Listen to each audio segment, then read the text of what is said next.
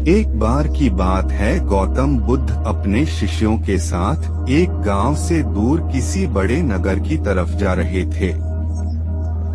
गर्मी के दिन थे और रास्ता भी बहुत लंबा था। गौतम बुद्ध अपने शिष्यों सहित बहुत देर से चल रहे थे, जिस वजह से उन्हें बहुत प्यास लगती है।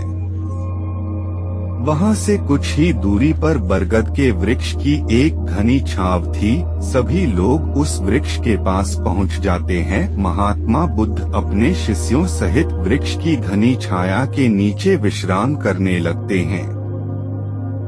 बहुत देर से चलने की वजह से सभी का गला प्यास से सूख रहा था। यह बात बुद्ध जानते थे। बुद्ध ने अपने एक शिष्य को कहा, आप इस बरगद की छाया से 20 कदम दूर जाकर बरगद की 2 बार परिक्रमा करके वापस आओ। शिष्य वैसा ही करता है जैसा बुद्ध ने बताया। परिक्रमा के बाद जब शिष्य महात्मा बुद्ध के पास आया तो बुद्ध बोले कि क्या आपको किसी ठंडी हवा का अनुभव हुआ था?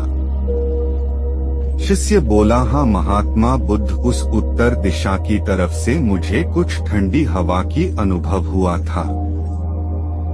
शिष्य की यह बात सुन महात्मा बुद्ध शिष्य से तुरंत बोले कि उसी दिशा में चले जाओ, जरूर वहां से कुछ ही दूर पर एक तालाब अवश्य मिलेगा। उस तालाब से सबके लिए पानी ले आओ। शिष्य उसी दिशा में जब कुछ दूर जाता है तो वहां सच में एक तालाब होता है। तालाब देख शिष्य बहुत प्रसन्न होता है और तालाब के निकट जाकर जैसे ही तालाब से पानी भरने वाला होता है, तभी शिष्य की नजर वहां दूर तालाब में कपड़े धो रही कुछ महिला पर जाती है। यह देख शिष्य मन में सोचते हैं कि यह पानी तो गंदा हो गया है, लेकिन जब शिष्य ध्यान से तालाब के पानी को देखते हैं कि अभी भी तालाब का कुछ पानी साफ है, इतने में 2 बैलगाड़ी जोर से तालाब के किनारे से होती हुई निकल जाती है। बैलगाड़ी के पहिए तालाब की मिट्टी के ऊपर इतनी जोर से निकलते हैं कि तालाब के नीचे बैठी बहुत सारी मिट्टी तालाब के ऊपर आ जाती है, जिस वजह से तालाब का बचा हुआ पानी भी गंदा हो जाता है। यह देख शिष्य बिना पानी लिए क्रोध में महात्मा बुद्ध के पास वापस चला जाता है। शिष्य बड़े ही निराशा भाव से महात्मा बुद्ध को सब बात बताता है। शिष्य की बातें सुन सभी शिष्य बोलते हैं कि हमें तुरंत यहाँ से निकलना चाहिए, किसी दूसरी जगह पानी की खोज करनी चाहिए, वरना प्यास के मारे जान निकाल जाएगी। इधर महात्मा बुद्ध सभी को शांत होने के लिए कहते हैं और बोलते हैं कि धीरज रखो, कुछ देर यही बैठो, उचित समय आने तक संयम बनाए रखो। सभी महात्मा बुद्ध की बात सुनकर शांत हो जाते हैं और वहीं बैठ जाते हैं।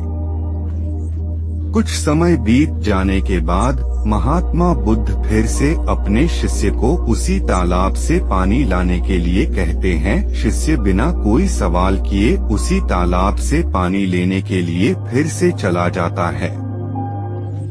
तालाब की हालत देख शिष्य को यकीन नहीं होता। तालाब का पानी पूरी तरह से साफ होता है। यह देख शिष्य बहुत खुश होता है और पानी भरकर महात्मा बुद्ध के पास जाता है। सभी पानी पीकर अपनी प्यास बुझते हैं, लेकिन अभी भी सबके मन में ये एक सवाल था कि आखिर यह चमत्कार हुआ कैसे? तालाब का सब पानी तो गंदा था। उन्हें लगा कि जरूर ये बुद्ध की शक्ति है। इनमें एक शिष्य ने यह सवाल महात्मा बुद्ध से पूछ ही लिया कि यह चमत्कार आपने कैसे किया? शिष्य का जवाब देते हुए महात्मा बुद्ध बोले कि यह कोई चमत्कार नहीं, यह आपके सब्र का फल है।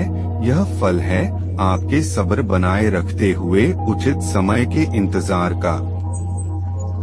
जितनी देर हम सब लोगों ने सब्र किया, उतनी देर तक तालाब के पानी के ऊपर तैर रहे सभी गंदे तत्व और मिट्टी तालाब के पानी के नीचे बैठ रहे थे।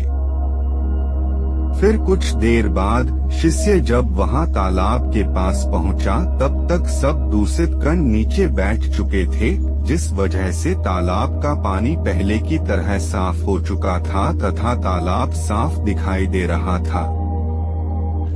यदि उस समय आप लोगों ने सब्र न किया होता, धैर्य न रखा होता, तो आप सब इतनी गर्मी में पानी की खोज में प्यासे रहकर शायद अब तक मृत्यु को प्राप्त हो गए होते, क्योंकि यहाँ से अगला कोई तालाब है या नहीं, और होगा भी तो क्या उसका पानी साफ होगा या नहीं। इन सब कारणों से आप कभी प्यास न बुझा पाते और प्यास से मर जाते।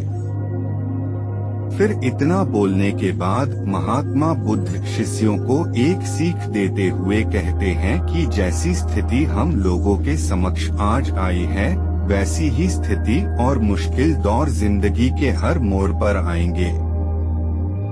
तब उस समय भी आपको ऐसे ही संयम बनाए रखना होगा और अपने विवेक से काम लेते हुए ही आपको एक उचित फैसले के साथ सही नतीजे पर पहुंचना होगा।